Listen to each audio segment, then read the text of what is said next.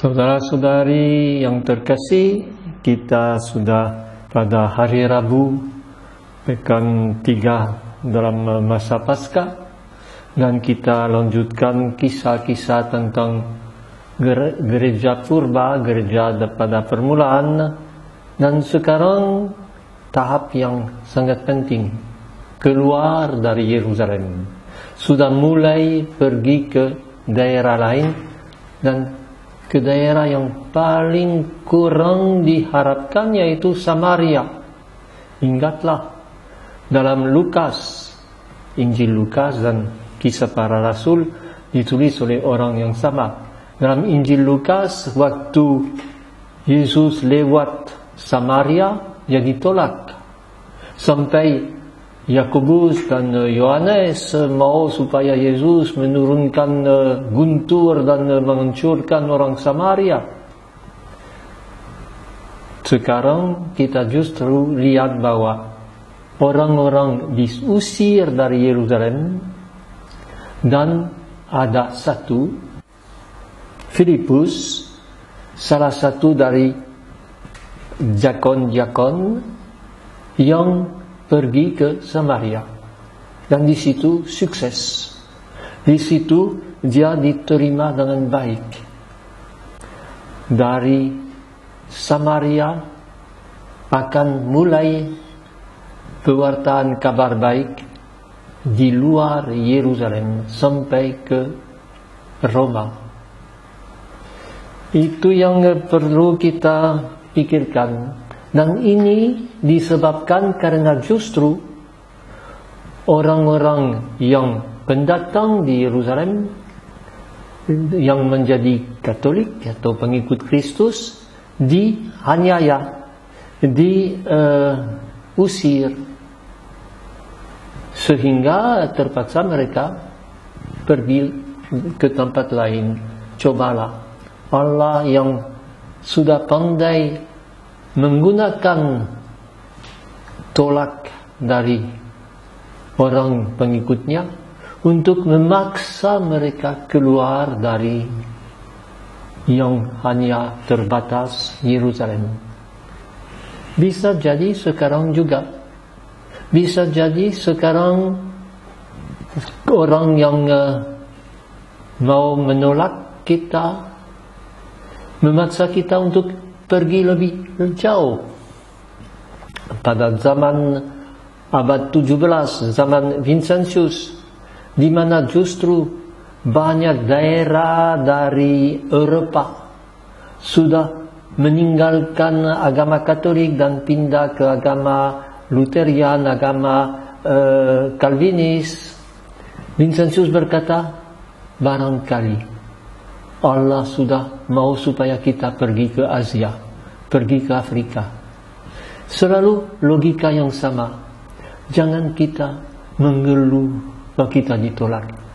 Jadilah kreatif, pergi lebih jauh. Dan ini yang terjadi di Samaria. Apa sebab ditolak? Nah, ini Injil. Sudah Yesus memperbanyakkan roti. Orang mencari Yesus karena anggap dia akan seperti Musa mendatangkan di hidup mereka manna atau roti untuk setiap hari. Akan enak saja lihat, membiarkan Allah yang mencukupi apa yang kita perlu. Yesus dianggap sebagai Mesias dalam arti akan mengusir yang Romawi, akan memulihkan kekuatan dari kerajaan Daud sebagai politik, dan tentunya Yesus tolak semua itu. Dan waktu Yesus sudah menyeberang kembali Danau Galilea dan berada di Kapernaum, orang carinya, dan apa yang mereka tanya?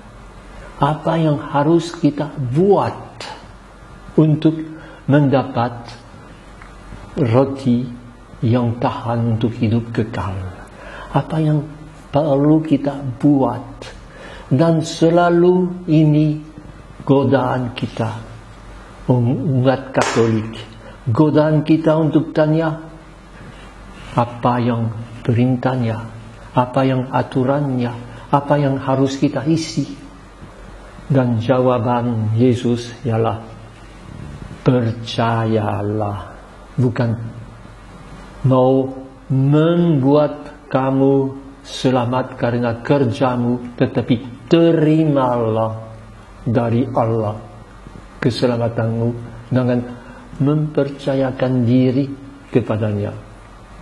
Dan itulah yang sekarang dalam Injil untuk hari ini Yesus sudah berkata, carilah roti yang tahan untuk hidup kekal. Apa yang bisa kita buat? Berilah roti itu kepada kami, katanya. Dan Yesus jawab, akulah rotinya. Dan kita akan mulai besok dan seterusnya dengan mendengar khutbah Yesus tentang itu. Bagian pertama dari khutbah itu ialah tentang iman kepada Yesus. Bagian kedua akan lebih pusat pada Ekaristi dalam arti sekarang, yaitu menerima tubuh Yesus dalam sakramen. Tetapi bagian pertama tidak disebut makan tubuhku, tetapi terimalah aku. Datanglah karena kamu diutus oleh Bapa. Ini bukan inisiatif kita, Tuhan yang mengutus kita. Dan tentunya kalau kita diutus oleh Bapa kepada Yesus, Yesus tidak akan menolak kita. Yesus akan menerima kita. Tapi lihat logikanya yang bisa mengubah secara sangat total sikap kita. Biasanya kita berkata kita mencari Yesus. Bukan. Kita diutus oleh Bapa. Kita mengira bahwa ini usaha kita untuk menjadi makin dekat dengan Dia. Padahal kita yang lemah, kita yang tidak berarti, diambil oleh Allah untuk menjadi di tangan Yesus, yang justru akan mengubah kita menjadi orang yang serupa dengan Dia, bukan kita yang mengubah diri menjadi seperti Dia. Dan saya kira ini sangat penting untuk mengubah mentalitas kita. Kalau kita diutus oleh Bapa, berarti semua orang juga mempunyai hal itu. Bukan kita saja yang menjadi dibaptis dan menjadi Katolik. Kalau kita diutus oleh Bapa, berarti Yesus sudah siap menerima semua orang. Ada yang akan tolak, tetapi bukan Yesus yang menolak mereka. Ada yang akan merasa, ya, kata Yesus terlalu berat, siapa yang tahan? Semoga kita bisa berkata, ya Tuhan, kami sudah diutus oleh Bapamu. Mau kemana? Tidak ada jalan lain. Ini yang perlu kita renungkan. Dan dalam hal ini, salah satu dari doa misa ini ialah semoga kita tidak takut dan gentar karena berbagai tantangan dan kesulitan, melainkan tetap gembira.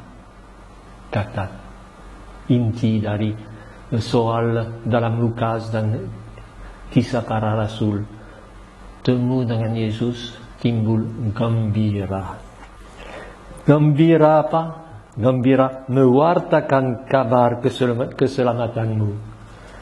Tugas kita bukan mau menguduskan diri dengan usaha sendiri, tetapi menerima bahwa dalam tangan Yesus kita bisa gembira, bisa mewartakan kabar baik, bisa dalam pandemi sekarang memberi sedikit harapan untuk hari depan, bisa juga membuat dunia mengubah dari dunia di mana semua agama saling menentang dan saling melawan, tempat di mana ada satu harapan bisa menjadi satu kawanan, menjadi orang yang karena diutus oleh Bapa akan diterima oleh Yesus dengan tangan gembira.